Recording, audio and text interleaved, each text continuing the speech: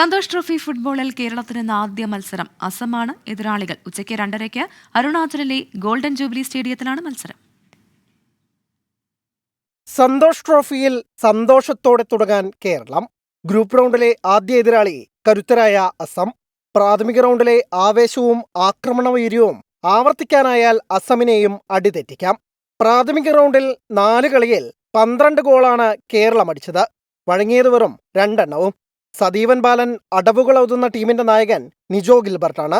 അരുണാചലിൽ ടർഫിലാണ് കളി. അത്തരം പിച്ചിൽ കളിച്ച് പരിചയമില്ലാത്തത് വെല്ലുവിളിയാണ്. അരുണാചലിലെ കൊടും തണുപ്പും ഹൈ ആൾട്ടിറ്റ്യൂഡ് സ്റ്റേഡിയത്തിൽ കളിക്കുന്നതിന്റെ പ്രശ്നങ്ങളുമുണ്ട്. ടീമിന്റെ ഒത്തിണക്കവും മനോബലവും കൊണ്ട് ഇതെല്ലാം മറികടക്കാമെന്ന പ്രതീക്ഷയിലാണ് പരിശീലകൻ.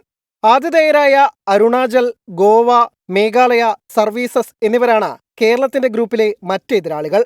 ആദ്യ സന്തോഷ് ട്രോഫി നേട്ടത്തിന്റെ 50ാം വാർഷികത്തിൽ 8ാം കിരീടം നേടാമെന്ന പ്രതീക്ഷയിലാണ് കേരള ടീം. Sports desk 24.